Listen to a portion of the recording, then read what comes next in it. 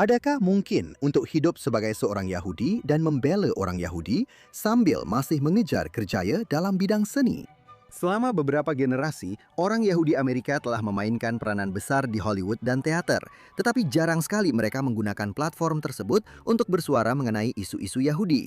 Apatah lagi menggunakan karya mereka untuk menerangkan atau menonjolkan kehidupan Yahudi sebagai sesuatu yang patut diraihkan dan dianggap normal. Bukannya sekadar latar belakang kepada tragedi atau sesuatu yang perlu ditinggalkan untuk menjadi benar-benar orang Amerika. Dan selepas peristiwa 7 Oktober serta arus utama antisemitisme yang timbul selepasnya, penghapusan orang Yahudi serta penerimaan terhadap usaha mendemonisasi Israel telah menjadi sesuatu yang biasa. Tetapi seorang artis Yahudi yang membesar di Hollywood sedang berusaha untuk membalikkan tren tersebut. Minggu ini dalam Think Twice, kami berbual dengan pelakon, artis dan podcaster Jonah Platt tentang apa makna menjadi Yahudi pada hari ini.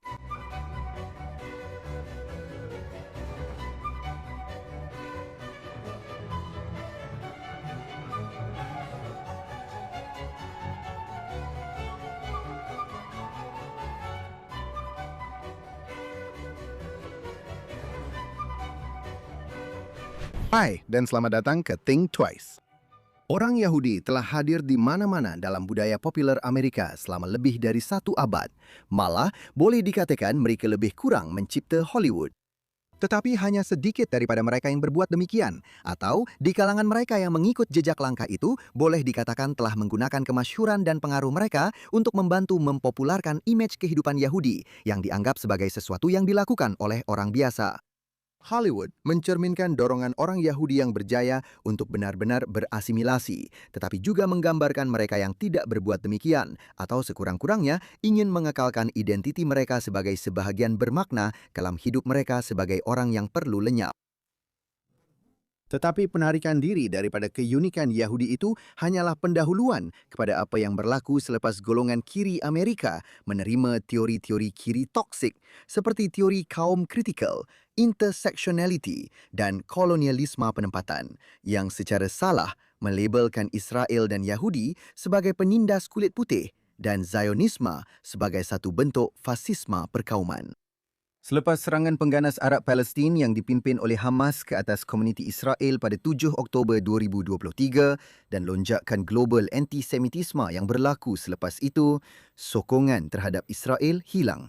Dan kemarahan terhadap peningkatan kebencian terhadap Yahudi yang tidak pernah berlaku sebelum ini atau bahkan kekejaman pada 7 Oktober jarang sekali kedengaran dari dunia seni, malah daripada Yahudi yang paling terkenal sekalipun. Tetapi ada pengecualian terhadap peraturan itu dan kami gembira kerana salah seorang daripada mereka bersama kami hari ini. Jonah Platt ialah seorang pelakon, penyanyi, penulis, pengarah dan penerbit yang dikenali melalui penampilannya di Broadway, filem dan televisyen. Tetapi sejak 7 Oktober, projek utamanya ialah Being Jewish with Jonah Platt, iaitu podcast beliau. Dibesarkan di Hollywood oleh seorang ayah yang merupakan penerbit berjaya serta terlibat dalam komuniti Yahudi dan seorang ibu yang merupakan aktivis Yahudi terkenal serta dermawan. Beliau telah mengambil tanggungjawab untuk mempromosikan imej positif kehidupan Yahudi dan menginspirasikan komunikasi serta perpaduan yang lebih erat dalam komuniti Yahudi. Jonah Platt, selamat datang ke Think Twice. Terima kasih kerana menjemput saya. Terima kasih banyak kerana meluangkan masa untuk bersama kami hari ini. Saya ingin mulakan dengan bertanya kepada anda, apa yang mendorong anda untuk mula menumpukan perhatian kepada identiti Yahudi anda selepas 7 Oktober? Apabila nampaknya kebanyakan orang Yahudi dalam bidang seni kreatif sama ada bersorak menyokong serangan ke atas Israel atau hanya berdiam diri. Baiklah, saya ingin mencabar bahagian kedua daripada kenyataan Anda itu. Saya rasa mungkin mereka yang paling lantang kelihatan seperti bersorak. Tetapi kami mempunyai ramai orang dalam industri Hollywood, baik personaliti di hadapan kamera maupun di belakang tabir, yang seperti saya, kini lebih terlibat berbanding sebelum ini. Dan saya memang tidak mahu mengurangkan penghargaan terhadap para pejuang Yahudi Makabi yang lantang di Hollywood yang benar-benar tampil pada saat ini. Tetapi untuk bercakap bagi pihak diri saya sendiri, Anda tahu, inilah detik terpenting dalam hidup saya, sudah pasti. Dan juga dalam kehidupan kita bersama sebagai komuniti Yahudi. Jika Anda tidak mahu menonjolkan identiti Yahudi Anda, dan berdiri teguh mempertahankan serta berbangga dengannya sekarang, bila lagi Anda akan melakukannya. Jadi maksud saya, bagi saya ia sebenarnya bukan satu pilihan. Ia bukan keputusan sedar seperti, oh, patutkah saya lakukan ini atau tidak? Apakah akibatnya nanti? Maksud saya tiada semua itu. Inilah diri saya. Segala-galanya sedang dipertaruhkan. Kita sedang menyaksikan. Anda tahu, 7 Oktober adalah satu peristiwa ngeri yang tidak pernah kita lihat sebelum ini, sekurang-kurangnya sepanjang hidup saya. Dan ada dua cara untuk menghadapi perkara itu. Saya rasa Anda tahu, ada yang mengelak daripadanya, dan ada juga yang bangkit menghadapi saat itu. Bagi saya, memang tiada pilihan lain. Saya hanya ikut. Anda tahu, saya teringat kata-kata Mark Cuban di mana beliau berkata, jangan ikut impian Anda, ikut usaha Anda. Dan itu sentiasa melekat dalam fikiran saya, dan usaha saya membawa saya ke arah ini. Saya cuma, tenaga dan masa saya. Inilah tempat ia digunakan secara semula jadi. Dan selepas beberapa bulan sangat aktif di media sosial dan juga dalam kehidupan sebenar. Sejurus selepas 7 Oktober, saya benar-benar mahu fokus pada advokasi Yahudi saya secara proaktif. Dan dari situlah lahirnya podcast itu sendiri, yaitu Menjadi Yahudi. Apakah inti utama, message proaktif dan positif saya tentang nilai-nilai yang saya pegang, yang benar-benar ingin saya perjuangkan, bukan sekadar memberi reaksi kepada apa yang sedang berlaku sekarang, tetapi benar-benar berpikir, baiklah, keadaan sudah mulai reda. Bagaimana rupa perkara ini untuk masa hadapan? Terima kasih kerana mendengar Think Twice. Sama ada anda mendengar kami di mana-mana platform podcast atau menonton kami secara langsung di Facebook, X atau di saluran YouTube JNS, sila tekan suka dan atau langgan JNS. Klik loceng untuk pemberitahuan dan berikan ulasan yang baik kepada kami. Selain itu, selain Think Twice, terdapat juga podcast Jonathan Tobin Daily di mana saya berkongsi lebih banyak berita dan analisis dengan anda mengenai isu-isu paling penting yang kita hadapi hari ini. Anda boleh menemui rancangan harian di bawah Jonathan Tobin Daily di saluran JNS di mana sahaja anda mendapatkan podcast anda. Dan sekarang kita kembali ke program hari ini. Ya, dan saya rasa adalah adil untuk mengatakan sudah tentu terdapat ramai orang Yahudi yang telah bersuara yang terlibat dalam bidang seni dan anda tahu melakukan perkara-perkara yang sangat terpuji. Tetapi saya sering dengar, terutamanya dalam beberapa bulan pertama, minggu-minggu, bulan-bulan, tahun pertama, 23 masuk ke 24, saya akan dengar daripada pembaca yang bertanya kepada saya, anda tahu, bagaimana dengan orang ini? Bagaimana dengan orang itu? Anda tahu apa? Saya dapati diri saya sendiri pun melakukannya. Dan saya memang jenis orang yang rasa, lagi kurang saya tahu tentang artis kegemaran atau atlet kegemaran. Lagi kurang saya tahu tentang kehidupan pribadi mereka atau kepercayaan mereka. Lagi bahagialah saya. Saya memang tak nak selidik lebih mendalam sebab anda tahu, biasanya ia tak buat kita lebih bahagia pun. Betul. Kita tak perlu tahu benda tu. Macam idola sukan awak masa kecil dulu, sebenarnya seorang pemabuk yang teruk atau benda-benda macam tu. Atau ada pandangan yang sangat teruk atau yang betul-betul menakutkan awak. Betul. Memisahkan karya daripada artisnya. Betul, tapi saya dapati diri saya, anda tahu, melihat atau anda lihat di media sosial dan anda rasa nak masuk ke dalam situ dan goncang mereka sambil berkata, "Hey, ini sangat penting. Ini adalah detik bersejarah." Maksud saya akan teringat kembali kepada perkara yang saya baca tentang orang Yahudi di Hollywood pada akhir 1930-an. Dan saya ingin bertanya sedikit lagi tentang sejarah orang Yahudi dan seni. Tapi saya ingat, anda tahu, apabila penulis hebat Ben Hecht yang merupakan anda tahu seorang superstar, anda tahu sejauh mana sesiapa yang menulis di Hollywood dianggap superstar cuba menarik minat orang ramai. Dan dia sebenarnya bukan seorang Yahudi yang sangat terlibat, tetapi seperti yang dia tulis tentang secara tidak sengaja terlibat dalam sejarah dan menyedari, anda tahu, seperti yang dia tulis, suku saya ialah Israel, dan dia sangat marah kepada orang Yahudi lain yang tidak bersuara.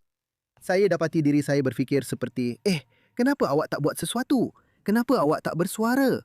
Adakah awak juga begitu? Ya, maksud saya rasa apa yang saya mula nampak dan apa yang benar-benar jelas ialah apa yang berlaku dengan Hollywood selepas 7 Oktober, seperti ada beberapa kategori yang berbeza.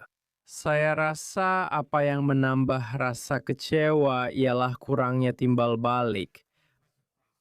Saya rasa ramai orang merasakan semua kumpulan lain sepanjang 10-20 tahun lepas pernah melalui detik di mana mereka perlukan solidariti dan sokongan. Dan Hollywood sentiasa ada untuk mereka, sama ada Yahudi atau bukan Yahudi. Tapi bila tiba masa orang Yahudi perlukan bantuan, tiada siapa yang tampil. Jadi saya rasa itu memang satu perkara besar. Ia seperti, wow, saya rasa saya ada ketika kamu perlukan saya, dan sekarang kamu langsung tak ada untuk saya. Jadi ketiadaan seperti itu memang sangat dirasai. Dan saya tahu, memang dirasai oleh orang dalam industri yang, Anda tahu, yang paling mengecewakan bagi saya bukanlah mereka yang tidak memuat naik bendera Israel, tetapi mereka yang pada minggu kedua Oktober tidak boleh letak nama mereka pada surat yang mengatakan bebaskan tebusan, Anda tahu, karena mereka tak boleh terlibat atau apa sajalah alasannya. Bagi saya takkan pernah faham perkara itu. Dan bagi saya, itu memang tak boleh dimaafkan. Saya rasa apa yang kami lihat pada akhirnya ialah tak kira apa jua kaitan dan tahap penglibatan Anda sebagai seorang Yahudi, sebelum 7 Oktober secara umumnya, itulah yang akan menentukan reaksi yang kami jangkakan daripada Anda selepas 7 Oktober, dari segi cara orang-orang Hollywood ini memberi respon. Jadi saya rasa ramai antara kami yang melihat kepada tokoh-tokoh Yahudi tertentu yang tidak pernah bersuara untuk masyarakat Yahudi. Pada hari yang baik pun mereka tidak pernah bersuara, apatah lagi untuk tiba-tiba bersuara pada hari yang sangat teruk, dan kami terkejut kerana mereka tidak melakukannya. Dan dalam beberapa hal, saya tentu sekali tidak mahu melepaskan mereka begitu saja. Tetapi ia sedikit seperti apa yang Anda harapkan. Orang ini bukan ahli komuniti ini yang benar-benar terlibat. Ini adalah, Anda tahu, seseorang yang mungkin kita panggil sebagai Yahudi yang sudah tidak aktif, yang sememangnya Yahudi dari segi kelahiran dan pergaulan, tetapi tidak menjalani kehidupan seharian mereka dengan cara Yahudi yang bermakna. Tidak melakukan apa-apa untuk tujuan Yahudi, tidak mengamalkan ajaran Yahudi mereka dalam apa-apa cara sekalipun. Dan orang-orang seperti itu, kita tidak sepatutnya mengharapkan mereka tampil ke hadapan pada 7 Oktober. Dalam beberapa cara, kami rasa gembira. Saya tidak mahu kata terkejut, tetapi memang seronok melihat orang yang benar-benar berhubung dan rasa terlibat sebagai Yahudi yang mungkin sebelum ini tidak begitu lantang, yang melihat detik ini sebagai, oke, saya akan bersuara sekarang. Kami nampak mereka itu.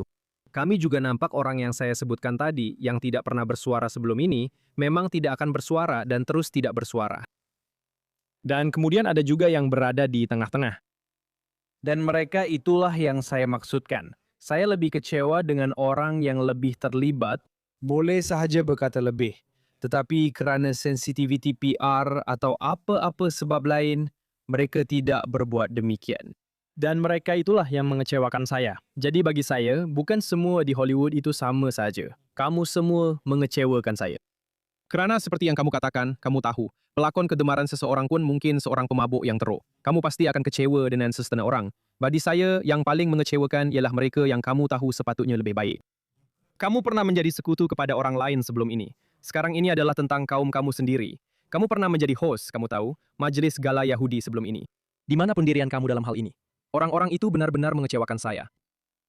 Ya, saya rasa kamu tahu ada persepsi di kalangan bukan artis bahwa ada akibat jika bersuara untuk sesuatu perjuangan yang tidak popular. Dan jelas sekali, Israel kini adalah isu yang tidak popular untuk disokong. Malangnya, kamu tahu, dalam kalangan kelompok yang dianggap trendy dan memang akan ada akibatnya. Dan saya tahu, dalam cabang seni yang lain, maksud saya dalam muzik klasik, memang sangat sukar untuk orang bersuara menyokong Israel. Mereka yang berani bersuara pun, kamu tahu, menerima banyak maklum balas yang sangat negatif.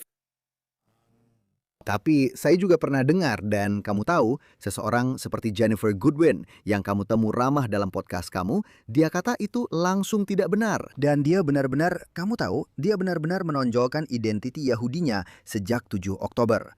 Secara umumnya, adakah itu juga yang kamu dengar? Ya, secara umumnya memang tidak ada tindakan menyenarai hitamkan oleh orang Yahudi terhadap orang yang bersuara untuk Israel. Ia memang tidak berlaku. Saya akan katakan apa yang berlaku adalah begini. Ia lebih kepada pertimbangan komersial umum, melibatkan jenama atau projek tertentu. Mereka mungkin tidak mahu terlibat dengan seseorang yang secara lantang dan terbuka menarik perhatian kepada apa-apa isu tentang apa sahaja. Ini bukan soal Yahudi atau Israel. Seperti setengah orang hanya mereka seperti, saya cuba untuk jual, Anda tahu, kasut sukan. Saya tidak mahu berurusan dengan sesiapa yang membawa apa-apa message selain beli kasut sukan ini. Seperti pelakon wanita yang memegang watak Snow White. Sesuatu seperti situasi itu. Awak tahu, yang dipersalahkan kerana menyebabkan filem itu gagal, walaupun filem itu mungkin akan gagal juga sebab awak tahu, dia jadi sangat lantang bersuara, awak tahu, di pihak kiri. Betul, tapi bagi saya seperti situasi itu, topik sebenar pun tak penting. Kalau awak pilih isu yang sensitif dan bawa kontroversi itu ke dalam projek komersial, orang ramai tak nak terlibat dengan masalah itu. Dan saya faham sebab awak cuba nak jual sesuatu. Itu pun sama juga kalau awak asyik bercakap tentang Israel dan pada masa yang sama cuba nak jual kasut sukan atau apa saja. Tapi dari segi macam, oh saya penyokong kuat Israel. Oh kita tak boleh ambil orang tu bekerja. Tak berlaku setakat yang saya nampak. Malah, apa yang saya nampak ialah bila awak mula tunjukkan diri dan angkat tangan, awak kata, ya, saya salah seorang Yahudi yang pro-Yahudi. Awak jumpa semua orang yang sefahaman dengan awak di seluruh industri yang macam. Okey, bagus. Apa yang kita boleh hasilkan bersama? Projek apa yang kita semua sedang cuba dengan segera untuk dihasilkan, dijual dan diceritakan.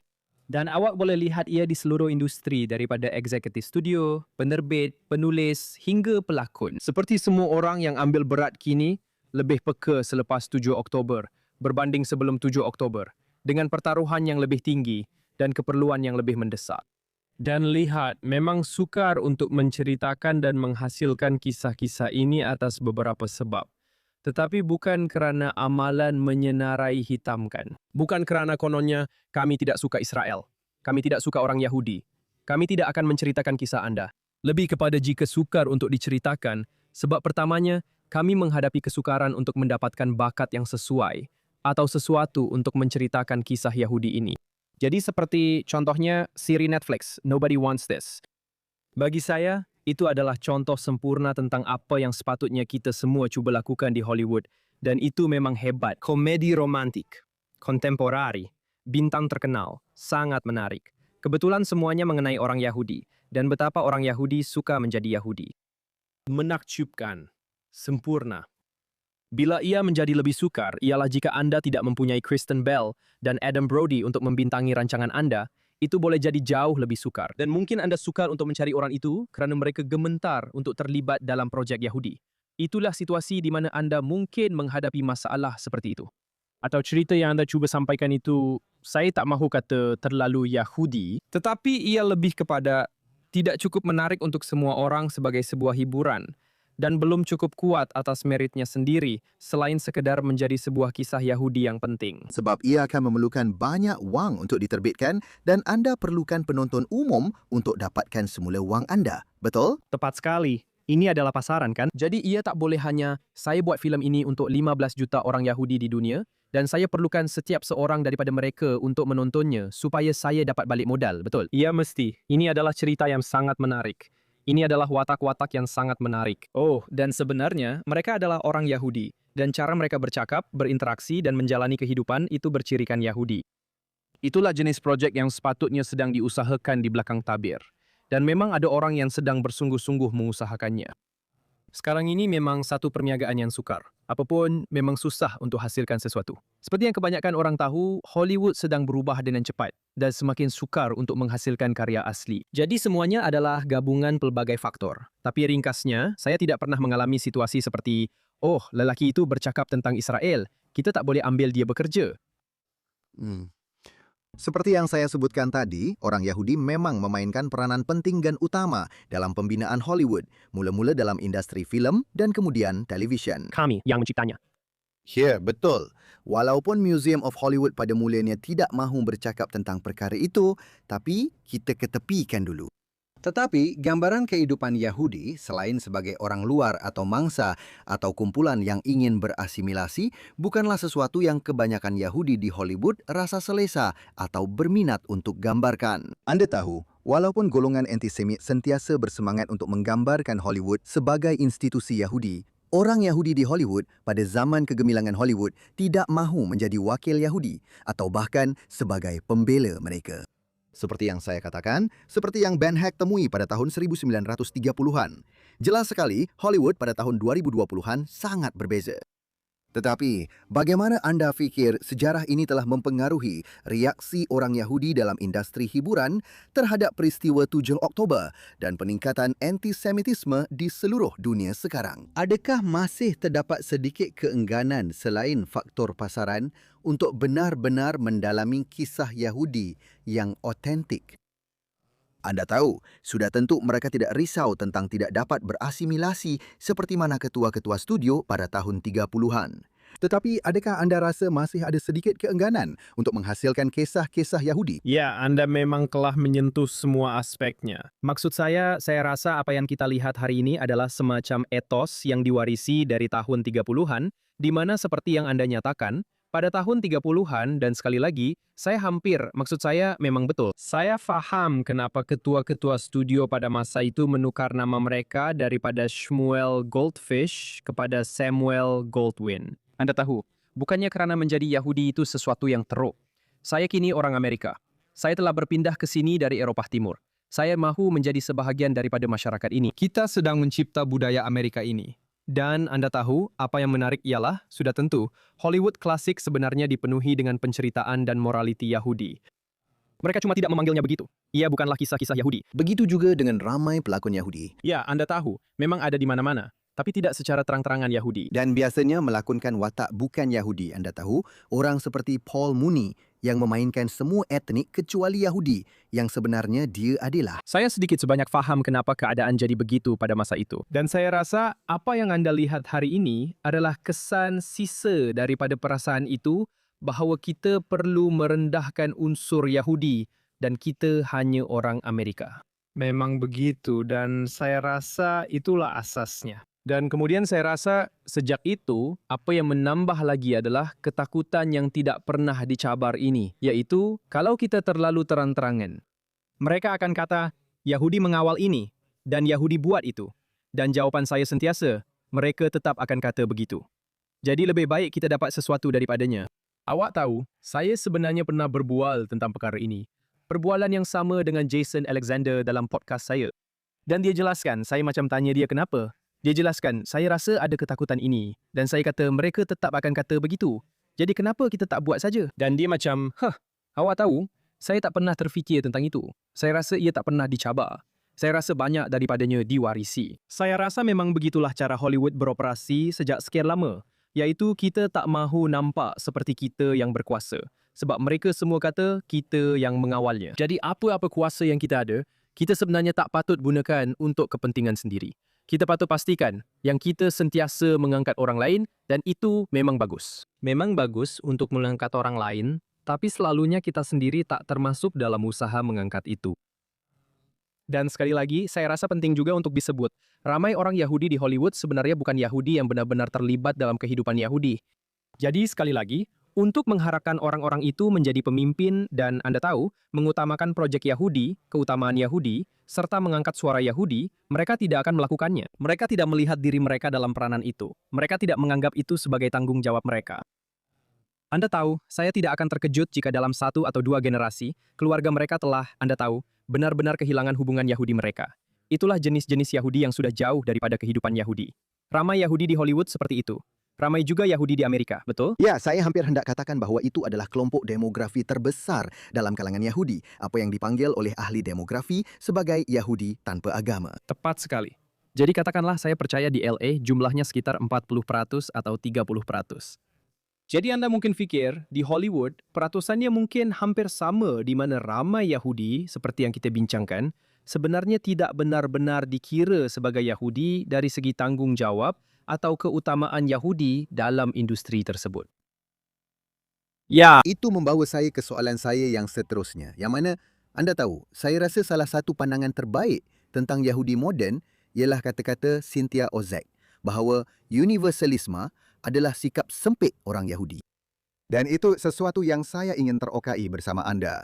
Mempertahankan nilai-nilai sejagat jelas merupakan bahagian penting dalam agama Yahudi, tetapi bukan semuanya. Tetapi aspek tamadun Yahudi itu nampaknya adalah yang paling mudah dipegang oleh kebanyakan orang Yahudi Amerika. Kerana kebanyakan daripada kita dibesarkan dengan nilai-nilai politik dan sosial yang liberal. Dan itulah asas kepada banyak perkara baik yang telah dicapai oleh orang Yahudi di Amerika dan di tempat lain. Tetapi ia juga telah menyebabkan mereka menjadi kurang berdaya apabila berdepan dengan keperluan untuk mempertahankan diri. Ramai daripada orang Yahudi yang paling terbuka tentang menerima identiti Yahudi mereka, terutamanya dalam bidang seni, nampaknya lebih berminat untuk melihat sudut pandang orang lain berbanding perspektif orang Israel atau Yahudi sendiri. Yang mana bagus dalam satu aspek untuk menggalakkan dialog demi dialog semata-mata. Tetapi sebenarnya tidak membantu untuk mempertahankan orang Yahudi di negara mereka apabila ia sedang dikepung dan dihujani, bukan sahaja kritikan tetapi juga fitnah darah dan usaha menafikan legitimasi mereka. Walaupun selepas 7 Oktober meminta mereka untuk mempertahankan orang Yahudi, seperti mana kumpulan lain mempertahankan diri mereka sendiri, nampaknya sangat sukar untuk mereka lakukan. Adakah itu salah satu sebab mengapa respons terhadap krisis semasa daripada orang Yahudi dalam bidang seni pada pandangan ramai dalam penonton sangat mengecewakan? Saya rasa itu satu pemerhatian yang sangat tajam dan saya rasa jawabannya adalah ya. Saya rasa ini adalah satu bentuk agama Yahudi yang sangat bercirikan Amerika. Seperti Yahudi sama dengan tikun olam, dari awal, pertengahan, hingga akhir. Itulah keseluruhannya. Dan sudah tentu, itu bukanlah segala-galanya tentang agama Yahudi. Ia sememangnya satu aspek penting dalam agama Yahudi dan satu bahagian yang indah. Seperti yang awak katakan, sebahagian daripada apa yang menjadikan kita begitu bersemangat.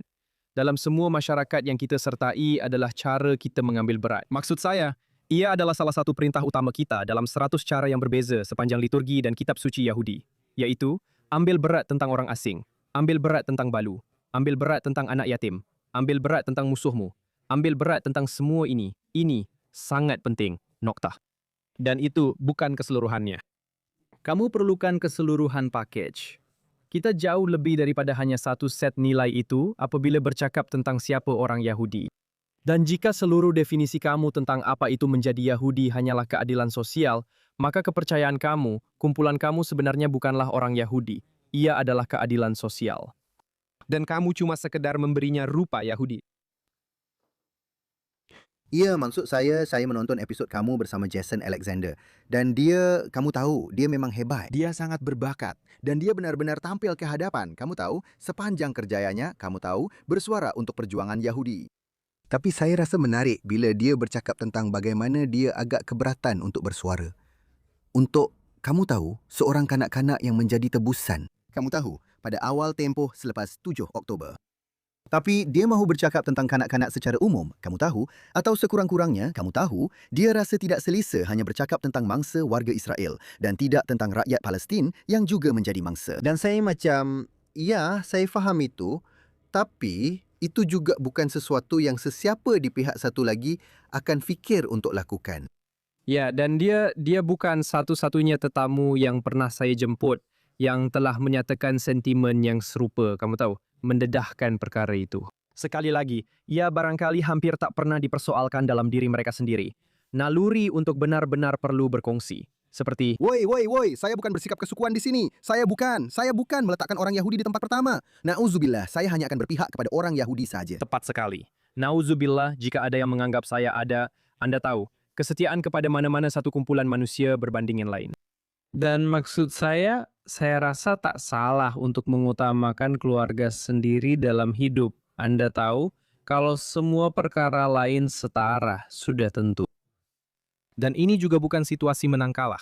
Anda tahu, Anda boleh buat satu video untuk seorang tebusan, dan kemudian buat sebanyak mana video lain untuk sesiapa sahaja yang Anda mahu. Tapi sepatutnya tak perlu.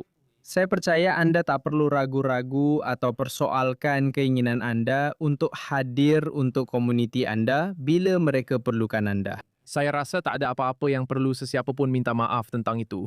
Ia sangat semula jadi. Dan sekali lagi, seperti yang Anda katakan, bukan sahaja pihak satu lagi dalam hal ini tidak mempunyai keraguan itu, malah tiada kumpulan lain pun yang mempunyai keraguan itu. Anda tak akan lihat seorang warga Amerika keturunan Asia berkata, "Oh tidak, orang Asia Amerika sedang diserang." Saya tak pasti sama ada saya patut bersuara sebab saya kena fikirkan kumpulan lain. Adakah mereka, anda tahu, adakah saya sudah cukup bercakap untuk mereka? Tidak. Ia seperti anda menyerang saya. Saya akan pertahankan kumpulan saya. Ia sangat semula jadi. Ia tidak semula jadi untuk rasa anda perlu minta maaf kerana itu. Dan sekali lagi, ia memang boleh jadi kedua-duanya. Tiada siapa yang kata ia mesti jadi jumlah sifar. Ini saya atau tiada siapa. Tapi tak mengapa untuk utamakan orang sendiri, identiti sendiri. Ia semula jadi.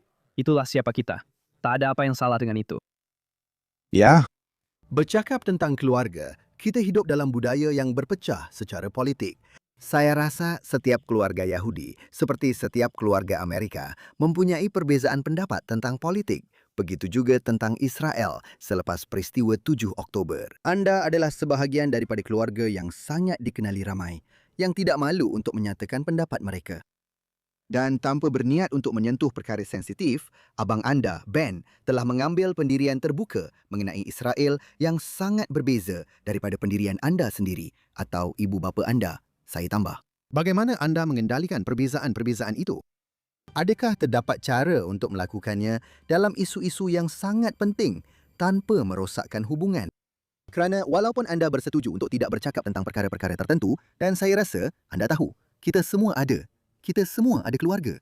Dan anda tahu, pada hari kesyukuran atau Paskah, anda tahu ada gencatan senjata soal politik. Dan jika tiada gencatan senjata soal politik, anda tahu boleh timbul masalah. Tetapi apabila anda tidak bercakap tentang perkara yang anda berdua pedulikan, sikap berdiam diri seperti itu juga boleh menimbulkan salah faham, sama seperti pertengkaran.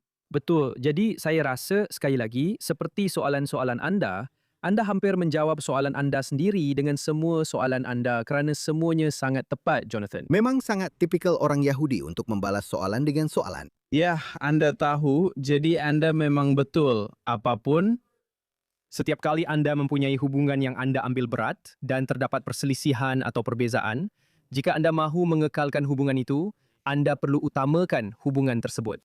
Dan apabila anda mengutamakan hubungan, itu bermakna berkomunikasi. maksudnya dalam hubungan itu kita berterus terang. Hei, awak orang yang penting bagi saya. Saya ingin meleraikan salah faham tentang sesuatu. Seperti, saya mahu pastikan kita saling memahami. Saya sayang awak. Ini adalah perkara yang kita tidak setuju. Tapi macam awak tetap awak, saya tetap saya. Kita boleh bincang tentang perkara-perkara ini. Dan saya rasa hanya dengan berbual tentang perkara itu. Dan awak tahu, saya dah bincang dalam rancangan saya tentang bagaimana nak adakan perbualan yang mendalam dan panjang macam ni. Dan ia memang perlu jadi perbualan yang mendalam dan panjang. Ini bukan awak tahu, jenis hubungan yang saya maksudkan ini bukan untuk rakan sebilik college lama awak yang kadang-kadang awak tweet. Itu perkara yang berbeza. Awak tahu, ujian litmus saya sentiasa adalah jika awak tidak akan berkumpul untuk makan malam dengan orang ini atas apa-apa sebab lain, kecuali untuk berdebat tentang Israel atau apa-apa sahaja, ini bukan hubungan yang patut awak cuba selamatkan sekarang. Tapi kalau itu seseorang yang memang awak nak jumpa dan bersama juga, pergilah jumpa dan luangkan masa dengan mereka. Beri diri awak ruang. Lakukan perbualan di mana awak boleh dengan selamat dan jujur meluahkan secara terbuka pendirian masing-masing. Dan bila awak sampai ke penghujung perbualan itu, awak tak semestinya akan mengubah fikiran satu sama lain. Saya dapati secara umumnya tiada siapa yang berubah fikiran melalui satu perbualan, awak tahu. Tapi awak akan faham pendirian masing-masing. Dan itu membolehkan awak berkata, okey, saya faham. Macam, orang ini bukanlah benar-benar raksasa yang gila sepenuhnya. Awak tahu. Dan mereka nampak yang saya bukanlah seorang maniak genosid, seperti ketakutan terbesar mereka. Sebenarnya kita cuma manusia yang sampai kepada kesimpulan berbeza di sini atas apa jua sebab. Dan sekarang kita boleh teruskan hidup kita. Kalau kita nak bincang lagi pada masa lain, kita boleh. Kita tak wajib pun. Mungkin kita takkan bincang lagi sebab awak tahu, kita memang dah tahu kita tak sependapat. Dan kita lebih suka nikmati masa bersama seperti biasa dan kekalkan hubungan itu. Tapi kita tahu jalan itu terbuka dan tak ada lagi persoalan tersembunyi, ketegangan tersembunyi, atau syak wasangka tersembunyi tentang apa yang orang ini fikirkan. Apa yang mereka cakap di belakang saya. Apa sebenarnya pendapat mereka tentang perkara ini? Sebab awak dah luahkan perkara itu dan kemudian awak boleh lupakan saja dan teruskan hidup tanpa perlu memikul tanggungjawab emosi terhadap cara orang itu berfikir. Awak hanya bertanggungjawab untuk menjaga hubungan dengan seseorang yang awak sayang. Jadi saya rasa bukan saja ia sangat mungkin untuk dilakukan dalam apa-apa jenis perselisihan besar dengan sesiapa saja yang awak sayang, malah ia sangat penting untuk dilakukan. Dan awak tahu, melakukannya memang boleh menyembuhkan dan memberi kekuatan untuk terus hidup. Dan lihat sekali lagi, semua syarat di sini ialah ia memerlukan dua pihak untuk bekerjasama, betul? Jadi maksud saya, jika ada seseorang yang benar-benar awak tahu telah berubah menjadi sangat merosakkan ke arah tertentu. Mereka datang kepada anda dan mereka langsung tidak mahu ada kaitan dengan anda. Dan mereka mengatakan perkara-perkara yang teruk tentang anda. Dan awak tahu, anda tidak perlukan semua itu. Jadi sesuatu hubungan itu hanya akan berfungsi jika kedua-dua pihak mahu hubungan itu wujud. Dan malangnya, saya bernasib baik kerana saya tidak pernah menghadapi perkara ini. Tetapi saya mempunyai ramai kenalan, seperti anda juga, seperti kebanyakan orang Yahudi hari ini. Sama ada mereka sendiri atau seseorang yang rapat dengan mereka. Ada kisah-kisah mengerikan tentang kawan baik memutuskan hubungan. Anda tahu, kerana, anda akan sokong Israel, anda sudah selesai dengan saya. Yang bagi saya, malangnya, boleh difahami bagaimana itu boleh berlaku. Ia sangat kejam. Tetapi tiada apa yang boleh anda lakukan tentang itu. Jika ada seseorang yang sebegitu teruk, itu memang diri mereka. Dan mereka sendiri yang perlu tidur dengan cara yang mereka mampu. Atau tidak. Tapi harapnya anda berada dalam situasi di mana apabila anda memimpin dengan kelemahan anda dan meletakkan hubungan sebagai keutamaan, bukan pertengkaran, bukan isi kandungan. Ia bukan tentang agenda untuk mengubah fikiran. Satu-satunya agenda ialah bagaimana kita saling memahami dan kekal berhubung sebagai hubungan yang kita sayangi. Secara umumnya, saya harap anda dapat memelihara hubungan itu. Ya, saya rasa itu nasihat yang sangat baik. Saya rasa masalahnya ialah budaya umum kita, anda tahu. Bergerak ke arah yang bertentangan dan telah lama bergerak ke arah itu. Saya teringat mendengar daripada Rabai dan anda tahu, selepas tahun 2016 dan pilihan raya presiden itu, ada pasangan yang bercerai kerana perasaan mereka terhadap Trump. Dan saya fikir ini memang gila dan ada banyak sebab yang lebih baik untuk pasangan, anda tahu, pasangan yang sudah berkahwin untuk bertengkar selain daripada politik. Tetapi itu memang perkara sebenar dan saya rasa anda tahu, ia telah menular ke setiap isu. Tetapi sudah tentu, sejak Israel menjadi isu yang sangat utama dalam budaya, saya rasa ia mendorong orang ke arah negatif, di mana mereka hampir rasa seperti kehilangan kad solidariti dengan mana-mana pihak yang mereka sokong. Jika mereka tidak marah kepada saudara mara atau orang yang sangat rapat dengan mereka, jika mereka tidak bersetuju dengan mereka. Ya, itu satu realiti palsu kan? Tetapi itulah yang berlaku di media sosial. Itulah juga kebanyakan kehidupan kita sekarang. Ia adalah satu realiti maya atau palsu. Ya, maksud saya ialah tanggapan bahawa kita tiada suara dalam cara kita berinteraksi antara satu sama lain. Atau bahawa sejak tahun 2016 lagi, saya setuju bahawa saya rasa kebangkitan Donald Trump benar-benar mencetuskan budaya tidak beradab yang dahsyat ini. Dalam cara yang kini kita anggap boleh diterima apabila kita bercakap dan memandang antara satu sama lain. Di negara ini dan sebahagian besarnya di seluruh dunia, ia benar-benar bermula dalam tempoh 10 hingga 15 tahun kebelakangan ini. Kita tidak perlu melakukannya kerana ia seolah-olah sudah menjadi kebiasaan dan kita melihat orang lain melakukannya di TV, dalam politik kita, di media sosial, dan di sekeliling kita. Kita pun fikir, saya rasa itulah yang kita lakukan sekarang. Tetapi kita boleh memilih untuk tidak melakukannya. Sama seperti kita seolah-olah sedang kehilangan pemikiran kritis sebagai satu kemahiran. Bukan kita tak mampu berfikir secara kritis. Kita cuma nampak ramai orang tak melakukannya. Jadi kita teruskan tanpa sedar. Ini memang tak sedar, tapi tanpa sedar kita fikir, agaknya saya tak perlu terlibat dalam perkara itu. Saya boleh saja baca sesuatu dalam talian dan anggap itu betul, lalu mula bercakap mengenainya tanpa berfikir secara kritis langsung. Kita kena terus berusaha menegaskan di sini dengan berkata, "Hei, tidak. Ada pilihan yang Anda boleh buat di sini. Kita boleh saja bercakap sesama sendiri dengan sopan. Kita boleh melihat satu sama lain sebagai manusia. Sebenarnya, ada banyak lagi perkara yang menyatukan kita berbanding yang memisahkan kita. Apa yang biasanya kita lakukan sekarang, kita akan cari satu perkara yang kita tak setuju. Ibaratnya macam kita ada satu hidangan penuh di depan kita. Kita setuju tentang hidangan pembuka. Kita setuju tentang pencuci mulut. Kita setuju tentang pembuka selera. Jadi, ada sebiji kacang pi dalam lauk sampingan yang kita tak setuju. Dan kita akan jadikan seluruh hidangan itu hanya tentang kacang pis itu. Dan kalau kita tak boleh setuju tentang kacang pis itu, kau dah tak wujud lagi bagi aku. Dan itu bukanlah cara untuk menikmati hidangan yang baik. Dan kita sebenarnya melepaskan tanggung jawab kita dalam hal itu. Dan kita boleh memilih untuk berkelakuan dengan lebih hormat dan lebih positif. Dengan cara yang sebenarnya mencipta sesuatu yang baik. Berbanding dengan hanya mengikut arus dan membiarkan segala-galanya pudar dan berpecah menjadi retorik kebencian, perpecahan, dan polarisasi. Kita boleh memilih di sini. Kita boleh membuat pilihan. Ia bukan undang-undang alam bahawa manusia mesti berpecah dan saling membenci dalam kelompok masing-masing. Tiada siapa pun yang mengatakan begitu. Ia tidak semestinya begitu. Ya, memang begitulah budaya kita sekarang. Saya tahu, Anda tahu. Saya dulu pernah buat program debat dengan kawan lama saya, JJ Goldberg, yang merupakan editor The Forward untuk sekian lama. Dan kami selalu buat debat kiri kanan. Tapi konsepnya ialah, kami adalah kawan lama dan kami boleh berbincang dengan sopan. Dan kami pergi ke merata tempat di Amerika Utara untuk buat debat itu. Termasuk, saya rasa, di Yershu, tempat Rabi Wolpe berada. Dan selalunya kami akan dapat.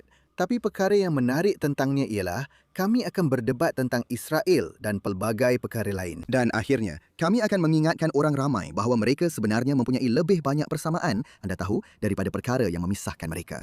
Tetapi selalunya reaksi daripada penonton ialah mengatakan, kamu semua sebenarnya tidak begitu banyak berbeza pendapat. Dan anda tahu, kami akan membalas. Tapi adakah anda benar-benar mendengar? Kami tidak buat apa-apa selain tidak bersetuju, tetapi mereka memberi reaksi kepada nada suara. Kami tidak menjerit antara satu sama lain. Kami ketawa bersama. Kadang-kadang kami saling mengusik, tetapi bercakap dengan penuh hormat. Dan mereka telah dilatih untuk berfikir bahawa jika itulah yang anda lakukan, anda sebenarnya tidak benar-benar berselisih pendapat. Betul, tepat sekali. Ia adalah satu kemahiran yang kita semakin lupa untuk digunakan, tetapi kita masih memilikinya. Kita ada keupayaan itu. Kita sentiasa memilikinya. Cuma seperti yang Anda katakan, budaya memberi kita kebenaran untuk membiarkan kemahiran itu menjadi lemah. Jadi, kita hanya perlu sentiasa mendorong rakan-rakan lelaki, wanita dan ahli komuniti kita untuk menggunakan kemahiran itu. Bukan hanya kerana ia membuat kita berasa senang atau kerana itu perkara yang betul untuk dilakukan. Ia lebih baik untuk semua orang. Maksud saya, ia adalah satu pengalaman yang sangat positif. Tiada keburukan langsung. Tiada keburukan langsung.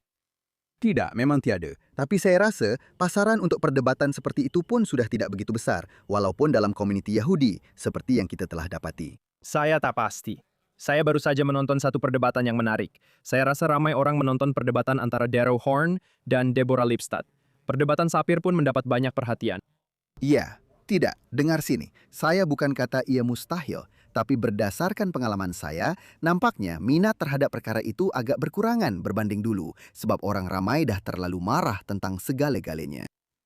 Tapi juga anda tahu, biar saya teruskan ke soalan saya yang seterusnya, iaitu memang lain apabila kita bercakap tentang mengutamakan hubungan dan keluarga apabila berlaku perselisihan dalam keluarga. Tapi di mana kita nak letakkan batas sebagai sebuah komuniti? Anda dah berkali-kali bercakap tentang pentingnya keterangkuman. Tapi jawapan kepada itu mungkin ialah, jika semua yang kita perjuangkan hanyalah keterangkuman, maka kita sebenarnya, anda tahu, itu bermakna kita sebenarnya tidak benar-benar memperjuangkan apa-apa. Di mana kita patut letakkan batas sebagai sebuah komuniti? Kerana jika ada satu perkara yang saya pelajari dalam kerjaya saya sebagai wartawan, ialah semua orang mahu menetapkan batas. Cuma mereka tidak bersetuju di mana batas itu patut diletakkan. Ia adalah jelas sekali, ia adalah soalan yang umum. Saya rasa walaupun garis telah ditetapkan dan sudah tentu, seperti yang Anda katakan, memang ada garis untuk sesuatu di mana-mana, pintu itu mesti sentiasa terbuka. Jadi saya memang ingin katakan itu. Seperti kita perlu sentiasa menyediakan jalan keluar, harus sentiasa ada jalan keluar. Jika dan bila Anda bersedia untuk mengubah fikiran, pintu kami sentiasa terbuka. Jadi bagi saya, itu sangat penting. Tetapi saya tidak fikir itu semestinya bermakna tiada had. Semua orang sentiasa dialu-alukan sepanjang masa. Saya rasa, dan saya sebenarnya pernah bercakap tentang perkara ini, seperti saya akan berikan anda satu contoh dalam suasana organisasi Yahudi. Persoalan itu timbul. Saya bersama beberapa pemimpin organisasi Yahudi. Di mana kita patut menetapkan had berkaitan dengan orang anti-Zionis yang bekerja dalam organisasi Yahudi. Dan saya rasa secara pribadi anda memang berhak untuk menetapkan satu had. Jika Anda adalah sebuah organisasi Yahudi yang misinya, Anda tahu, untuk memperkembangkan masyarakat Yahudi, atau menyokong aspek tertentu dalam agama Yahudi, atau menyokong masyarakat Yahudi, untuk mengatakan, "Hei, jika Anda menentang kewujudan tanah air Yahudi dalam apa jua cara, ini bukan organisasi yang sesuai untuk Anda. Pergilah dengan baik. Pergilah bekerja di tempat lain yang mungkin sesuai untuk Anda. Bila Anda ubah fikiran, kami ada kerja untuk Anda. Datanglah ke ibadat. Bagus. Tapi Anda tak perlu bekerja di sini." Dan itu, saya rasa itu memang wajar. Itu memang tak ada masalah.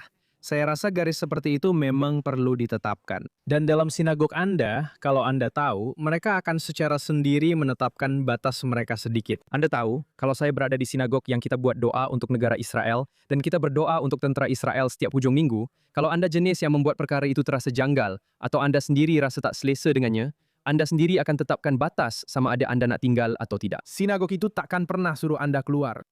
Pintu sentiasa terbuka. Tapi kalau Anda, Atau sekurang-kurangnya, ya sepatutnya begitu. sekurang-kurangnya, ya sepatutnya begitu. Tapi awak akan buat keputusan sendiri. Saya tak boleh berada di sini lagi. Ini bukan nilai saya. Dan awak akan tentukan batas awak sendiri. Dan kalau ini bukan untuk awak boleh pergilah dengan restu Tuhan, pergi ke tempat lain. Ia tetap di sini kalau awak ubah fikiran. Bagi saya itulah sikapnya. Kami di sini kalau awak ubah fikiran. Tapi kalau awak tahu, kalau sesuatu yang sangat penting bagi awak bertentangan dengan sesuatu yang sangat penting bagi kami, mungkin tempat ini bukan untuk awak.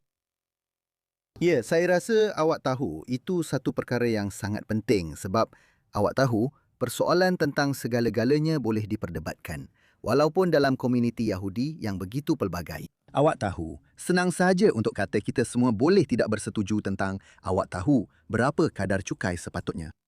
Tapi bila ia berkaitan dengan kemusnahan satu-satunya negara Yahudi di dunia, di mana separuh daripada Yahudi dunia tinggal, menganggap perkara itu sebagai sesuatu yang boleh diperdebatkan, awak tahu, bagi saya sanggup berdebat tentang apa saja, tapi saya tak mahu berdebat tentang itu. Ya, saya setuju dengan awak. Cuma saya rasa penting terutamanya untuk orang Yahudi muda untuk pastikan ada ruang dalam ruang-ruang ini untuk berbual, bertanya soalan, dan menyuarakan bantahan. Saya rasa ia sangat penting kerana jika kita tidak wujudkan ruang itu, kita sebenarnya mewujudkan satu keadaan di mana seolah-olah sama ada Anda cintakan Israel. Dan jika Anda tidak cintakan Israel, itu bermakna Anda mesti berada di pihak yang satu lagi, iaitu Anda akan berada di pihak yang membenci Israel, sama ada Anda benar-benar membencinya atau tidak. Dan kita tidak mahu mewujudkan keadaan seperti itu. Kita tidak mahu ia menjadi sama ada semuanya atau tiada langsung. Sama ada Anda sehaluan, Saya cintakan negara Israel, apa sahaja maksudnya untuk rabi saya, itu juga maksudnya untuk saya. Atau saya keluar dari sini. Kita perlu ada sedikit ruang tengah, tempat seseorang boleh datang dan berkata bahawa mereka rasa tidak selesa dengan hal ini. ini kerana maksud saya, kita tahu orang ramai sentiasa didedahkan dengan bunyi bising anti-Israel ini sepanjang hari di sekeliling mereka, terutamanya golongan muda. Ia ada di seluruh media sosial, ia ada di sekolah-sekolah, ia ada dalam kalangan kawan-kawan mereka. Dan jika kita tidak memberi mereka ruang untuk masuk dan melakukan kesilapan atau bertanya soalan, kita akan kehilangan mereka. Dan saya rasa sangat penting untuk kita wujudkan. Dan sejujurnya, ada juga orang dewasa yang seperti itu. Orang dewasa yang Anda tahu tidak mendapat sebarang pendidikan dan sedang menerima perkara yang sama. Anda tahu, mereka sedang belajar pada masa yang sama dengan anak-anak mereka sekarang dan mereka juga disuapkan dengan perkara yang sama. Kita perlu pastikan ada ruang untuk mereka menyuarakan kebimbangan. Tetapi pada akhirnya, saya rasa garis pemisahnya ada dua perkara. Satu, adakah Israel patut wujud atau tidak? Itu nampaknya satu garis yang agak selamat bagi saya. Kita boleh berdebat tentang dasar. Seperti yang saya katakan, tiada siapa yang mengkritik Israel seperti orang Israel sendiri setiap hari. Sudah tentu. Kita tiada masalah di situ. Tapi, kita kena setuju bahawa kita rasa orang Yahudi patut menentukan hal ehwal mereka sendiri dan itu satu-satunya tempat di dunia yang kita semua ada kaitan bersama. Dan bahawa terdapat perkara-perkara tertentu, sekali lagi, seperti hal-hal organisasi di mana ia tidak sesuai. Jika pernyataan misi saya adalah, ini adalah satu. Anda tahu, kami sedang menjalankan pendidikan tentang Israel di sini, dan kami sedang mengadakan kutipan derma untuk mengumpul wang bagi sebuah kibbutz di Israel. Dan jika Anda tidak berminat dengan perkara itu, mungkin tempat ini bukan untuk Anda. Dan kita tidak perlu berdebat sama ada kita patut mengumpul wang untuk kibuts jika ia sangat mengganggu Anda. Tempat ini bukan untuk Anda. Ya, saya rasa itu betul. Dan sejujurnya, saya rasa sama ada Israel atau tidak, Israel memang satu-satunya isu yang ada sekarang. Anda tahu, persoalan tentang di mana sempadan sepatutnya. Semua perkara yang sangat relevan. 20 atau 30 tahun lalu, saya rasa sudah tidak relevan lagi. Dan sudah tentu tidak selepas 7 Oktober. Menarik, saya ingin tahu kenapa Anda rasa begitu. Saya rasa begitu kerana saya telah menjadi sebahagian daripada perdebatan ini selama 30 tahun yang lalu. Sama ada Israel patut wujud atau tidak, ya atau tidak. Saya rasa itu satu-satunya isu sebenar sekarang. Saya rasa untuk masa yang lama macam komuniti Yahudi. Israel sendiri sangat berpecah tentang, anda tahu, macam politik proses damai. Dan itu tercermin dalam perbincangan di sini di Amerika Syarikat. Tapi kita sebenarnya sudah tidak bercakap tentang itu lagi. Kita bercakap tentang, anda tahu, sesuatu yang jauh lebih asas. Anda tahu, anti-Sionisme bukanlah sesuatu yang katakanlah diperdebatkan, Anda tahu, atau dianggap sebagai normal. Anda di halaman editorial, katakanlah New York Times, Anda tahu 20 tahun lalu atau 30 tahun lalu ia sudah menjadi perkara biasa sekarang. Itulah hujahnya pada umumnya. Dan pada ketika ini, saya rasa itu satu-satunya perkara yang patut kita fokuskan. Maksud saya, anda tahu, sebab itulah keadaan kita sekarang. Itulah kedudukan kita akibat peristiwa yang berlaku. Saya rasa pandangan saya agak berbeza. Contohnya menggunakan contoh Anda tentang New York Times sebagai contoh. Anda tahu, bila mereka bercakap tentang anti-Sionisme, saya nampak dua perkara. Pertama, saya nampak ia, Anda tahu, pada dasarnya hanyalah satu gerakan kebencian. Dan sebenarnya tiada perdebatan atau wacana intelektual yang bermakna berlaku. Ia, Anda tahu, ia adalah kebencian terhadap Yahudi berasaskan fitnah, seperti yang kita lihat dilakukan oleh Soviet pada abad lalu. Atau ia adalah sejenis salah tafsir terhadap Zionisme yang dianggap bermaksud pemerintahan kerajaan sayap kanan Bibi Netanyahu dan menyamakan seluruh Israel dengan perkara itu. Pada pendapat saya, jika kita boleh menukar kerajaan serta-merta dan kerajaan yang baru melakukan perkara yang sangat berbeza, saya rasa perbualan dan sifatnya akan berubah. Adakah saya fikir sentimen itu akan berubah? Tidak semestinya, tetapi saya memang rasa sifat perkara yang dibincangkan itu akan berubah. Jika Anda tidak melihat sebuah kerajaan yang sekurang-kurangnya dilihat membenarkan atau menyokong keganasan peneroka, atau mempunyai aspirasi untuk mengambil alih Gaza, mengambil alih Lubnan, dan mengambil alih tebing barat. Itulah persepsi terhadap kerajaan semasa ini, sekurang-kurangnya. Jadi saya rasa perkara mungkin boleh berubah pada tahap wacana jika ada perubahan kerajaan lewat tahun ini. Tapi kita akan lihat. Saya ingin membantah kenyataan itu. Saya tidak fikir ada kerajaan yang boleh dipilih tahun ini. Dan sudah tentu, rakyat Israel sangat berbelah bahagi tentang Netanyahu, tetapi mereka tidak berbelah bahagi tentang perang itu. Mereka sebenarnya tidak berbelah bahagi tentang perang, sama ada terhadap Iran atau perang terhadap Hamas. Anda tahu. Dan lagipun, jika Netanyahu telah berkuasa selama bertahun-tahun, dia telah memenangi begitu banyak pilihan raya. Ia bukan kerana, anda tahu, ia bukan satu konspirasi. Ia kerana pihak satu lagi seolah-olah telah kehabisan hujah. Dan anda tahu, jika bukan Bennett dan Yair Lapid, anda tahu, dasar mereka tentang perang tidak akan begitu berbeza. Dan saya rasa jika anda teliti, ramai orang, saya ambil contoh New York Times, saya agak, siapa yang baru menang hadiah Pulitzer?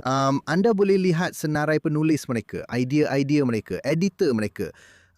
Yang baru sahaja menulis ini. Anda gila, ulasan buku tentang bun. Anda tahu, pada dasarnya mengatakan sesiapa yang fikir bahawa Zionisme dan Israel itu penting untuk identiti Yahudi adalah, anda tahu, gila. Saya tak fikir mereka tak akan memandang baik mana-mana kerajaan yang mungkin dipilih di Israel. Jadi maksud saya, bahagian terakhir yang Anda sebutkan itu berkaitan dengan, Anda tahu, perkara pertama yang saya katakan. Dan bagi saya itu hanyalah satu lagi bentuk kebencian terhadap Yahudi. Jika awak beritahu saya bahawa ia tak dapat dibayangkan, Itu adalah satu bentuk kebencian terhadap Yahudi yang sebenarnya tidak pernah dilihat di halaman editorial The New York Times. Awak tahu, pada zaman di mana semacam golongan liberal berdebat dengan golongan konservatif, dengan seseorang seperti Anthony Lewis, dia telah digantikan oleh orang-orang ini. Ya, ia tidak bagus. Maksud saya, itu Ya, Anda tahu, anti-Sionisme. Kita tidak bersedia untuk menangani bentuk kebencian terhadap Yahudi yang khusus ini. Kita, sebagai masyarakat, sebagai komuniti Yahudi, tidak diajar bagaimana ia berfungsi, bagaimana untuk mengenal pasti ia. Maksud saya, saya tidak. Saya tentu bukan orang pertama yang mengatakan ini, tapi Anda tahu, kita telah menghabiskan semua masa dan sumber kita untuk mengajar. Kebencian terhadap Yahudi sama dengan Holocaust, Anda tahu? Seperti itulah rupanya, itulah hakikatnya. Saya tahu bagaimana mengenali seorang Nazi, dan jika Anda bukan Nazi, saya tidak tahu bagaimana untuk mengenal pasti, sama ada Anda pembenci Yahudi atau tidak. Dan kami tidak meluangkan masa, uang, dan sumber untuk mengajar. Sebagai contoh, antisemitisme Soviet, antisionisme, dan bagaimana rupanya, serta bagaimana orang Yahudi sendiri di dalam Soviet Rusia telah dipergunakan untuk membongkar institusi mereka sendiri. Dan kita tidak mempunyai pemahaman itu, kita tidak ada kepekaan untuk mengenali polanya, jadi ia sedang berlaku sekarang dalam norma sosial, yang mana kebencian terhadap Yahudi sering dapat beroperasi. Dan kita sedang cuba mengejar sekarang. saya rasa itu satu perkara yang sangat penting. Biar saya beralih sekejap kepada filem, atau sekurang-kurangnya sesuatu. Soalan berkaitan filem pada tahun 2024. Awak adalah sebahagian daripada kumpulan pencipta Yahudi yang menulis surat kepada Akademi Seni dan Sains Perfilman mempertikaikan peraturan baharu mengenai Oscar pada masa itu. Berkaitan dengan keterangkuman, meminta agar orang Yahudi dimasukkan dalam kalangan kumpulan yang kurang diwakili yang merupakan sebahagian daripada peraturan ini. Saya rasa awak tidak pergi jauh dengan perkara itu, walaupun awak boleh maklumkan saya jika saya silap tentang itu.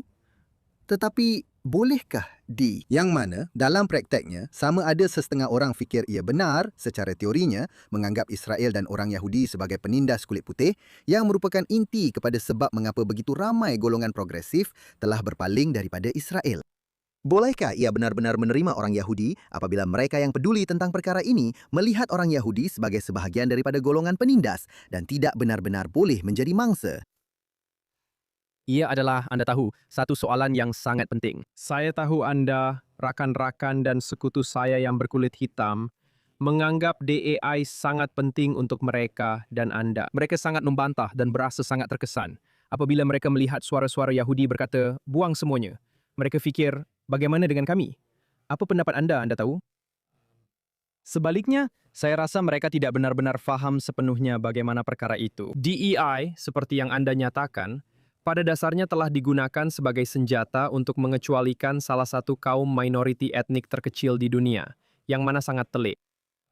Jadi, agak sukar untuk saya bayangkan. Adakah wujud satu versi di mana kita sepatutnya mempunyai kurikulum atau pandangan dunia DEI yang berfungsi, di mana kepelbagaian dan keterangkuman turut merangkumi orang Yahudi sebagai kaum minoriti etnik yang pelbagai? Sudah tentu, apabila Anda faham siapa dan apa itu orang Yahudi, mereka memang sesuai dimasukkan ke dalam kerangka seperti itu. Tetapi jika kita sebagai dunia terus salah faham sepenuhnya tentang siapa dan apa itu orang Yahudi, kedua-duanya melalui naratif binari, penindas dan yang ditindas. Dan Anda tahu, berkaitan dengan itu ialah salah label dan salah faham sepenuhnya terhadap orang Yahudi. Sebagai golongan orang Eropah yang kebanyakannya kaya dan berkulit putih, yang bukan sahaja tidak tepat, malah tidak menggambarkan secara tidak tepat majoriti orang Yahudi di dunia, yang kebanyakannya tidak pun kelihatan sebagai orang kulit putih. Yang mana sangat menjengkelkan, Anda tahu, itulah isu besarnya. Jadi saya rasa Anda tahu, kalau kita boleh tukar sesuatu dengan sekelip mata, dan seluruh dunia akan kata, oh, maksud Anda, orang Yahudi sebenarnya adalah satu suku dari Israel yang telah diusir dan berselerak di seluruh dunia. Dan sekarang Anda tahu, saya akan kata, kita seperti burung finch Galapagos. Macam kita semua berkembang secara berbeza di pulau-pulau yang berlainan disebabkan oleh evolusi. Kita, Anda tahu, kita telah tersebar. Jadi ada antara kita yang mempunyai paruh lebih panjang dan ada yang perlu makan kacang jenis ini. Sebab kita membesar di sana dan di satu tempat lain. Tapi kita semua berasal dari kumpulan asal yang sama. Dan itu Anda tahu, Israel, di mana lebih 50% daripada kita tinggal, sebenarnya bukan pun majoriti orang yang berasal dari Afrika Utara dan Timur Tengah. Tepat sekali. Ini adalah fakta asas. Dan jika itu difahami, maka pemahaman itu akan meresap ke seluruh DEI. Saya rasa itulah bahagian yang hilang. Saya tidak pikir DEI itu sendiri tidak boleh dibaiki dan merupakan satu mekanisme yang rosak. Cara orang Yahudi difahami yang sebenarnya rosak. Dan jika kita boleh membetulkan perkara itu, banyak perkara lain boleh berjalan dengan baik. Dalam perjalanan Yahudi secara terbuka yang Anda lalui ini, apakah perkara paling mengejutkan yang Anda pelajari tentang rakan-rakan artis Anda? Dan bagaimana mereka menyikapi dunia selepas 7 Oktober? Dan apakah yang paling mengecewakan Anda? Wah, itu soalan yang besar. Saya akan jawab yang kedua dulu, kerana saya rasa itu lebih mudah. Maksud saya, apa yang terus mengecewakan saya ialah orang ramai melepaskan tanggungjawab mereka pada saat ini. Dan awak tahu, ia mengganggu saya. Saya tidak fikir semua orang di planet bumi ini perlu mendaki ke puncak gunung dan menjerit menggunakan pembesar suara tentang orang Yahudi dan mempertahankan orang Yahudi. Tetapi saya rasa setiap orang perlu menjadi duta untuk orang Yahudi dalam kehidupan mereka sendiri dan dalam lingkungan pengaruh mereka sendiri pada masa ini. Dan orang ramai perlu menggunakan apa sahaja kemahiran, minat dan pengaruh yang mereka ada. Gunakan diagram Venn itu. Dan Anda tahu, disitulah Anda patut memberi impak. Iya, sebenarnya Anda tahu, ada sedikit rasa keistimewaan dan kemalasan jika tidak bangkit pada saat ini dan berkata, Anda tahu, biarlah orang lain yang uruskan. Anda tahu, saya akan berada di sini sahaja. Tunduk diam, buat kerja saya sementara orang lain Anda tahu, berjuang untuk saya. Jadi, itu memang mengecewakan. Saya harap lebih ramai orang rasa terpanggil untuk memikul tanggung jawab secara pribadi. Tapi Anda tahu, beginilah manusia kan? Dalam setiap zaman, dalam setiap detik, ada yang bangkit dan ada yang tidak. Itulah sifat kita sebagai manusia. Jadi kita pernah lihatnya pada tahun 30-an. Kita dah lihat setiap kali. Kita sedang lihatnya lagi sekarang, tapi Anda tahu ia sentiasa menyakitkan. Dan dari segi kejutan, apa yang mengejutkan saya rasa saya terkejut dengan, entahlah, kalau saya perlu cakap apa-apa, mungkin tentang betapa positifnya ia, atau mungkin juga betapa terkejutnya orang ramai. Saya sendiri terkejut melihat betapa positifnya perkara ini. Atau betapa kerap saya lakukan sesuatu yang bagi saya bukan sahaja terasa semula jadi, malah terasa baik. Dan seseorang akan berkata, oh, itu sangat berani. Dan saya perlu fikir sekejap. Dan apa yang saya faham daripada itu ialah, ia nampak berani bagi anda. Kerana bagi anda, ada rasa takut di situ. Tapi bagi saya, tiada rasa takut. Sebab anda tahu, saya akan jauh lebih takut jika hidup bersembunyi atau menyesal. 20 tahun dari sekarang. Dan bila saya lihat ke belakang, saya akan rasa, oh, saya pengecut. Atau Anda tahu, saya mengabaikan tanggung jawab saya. Atau saya hidup dalam penipuan tentang siapa diri saya hanya untuk buat orang lain selesa. Bagi saya, itu jauh lebih menakutkan daripada menjadi diri sendiri yang sebenar. Anda tahu, 24 jam sehari. Itu bagi saya tidak menakutkan. Itu bagi saya membebaskan. Itu bagi saya rasa baik. Itu bagi saya rasa betul. Itu bagi saya rasa semula jadi. Ia memang tidak terasa, dan saya bukan nak berlagak rendah diri di sini. Ia langsung tidak ada rasa keberanian bagi saya. Bagi saya, sebenarnya ia adalah menjauhkan diri daripada apa yang menakutkan saya, yaitu perasaan menyesal, atau rasa seperti saya mengecewakan diri sendiri atau keluarga saya, atau melakukan perkara yang salah pada saat yang memerlukan integriti. Itu bagi saya jauh lebih menakutkan. Jadi saya rasa mungkin saya terkejut bahawa bukan semua orang berfikir begitu.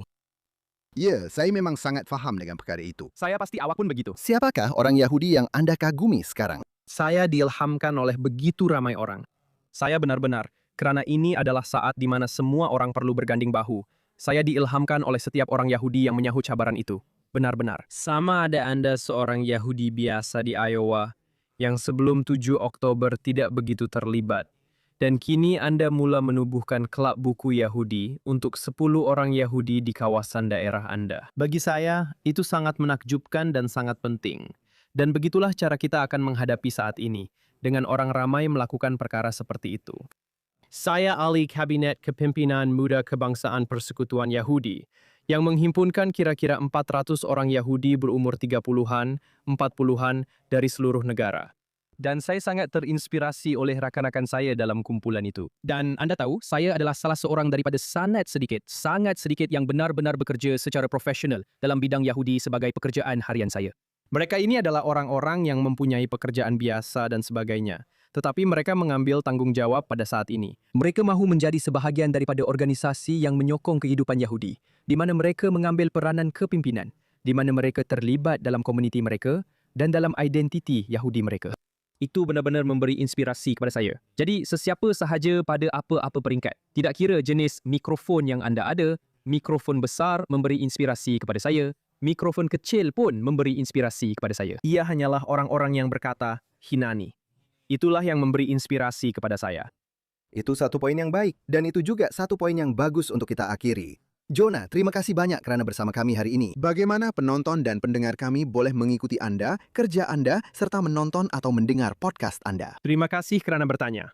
Anda boleh cari Being Jewish with Jonah Platt di semua platform podcast kegemaran Anda, seperti Apple, Spotify, Amazon.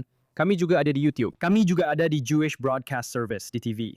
Kami bersiaran pada waktu perdana malam Khamis dan diulang tayang sepanjang hujung minggu. Semua maklumat ini ada di laman web kami, beingjewishpodcast.com. Dan anda boleh ikut saya di semua media sosial di Jonah Platt atau di Being Jewish Podcasts.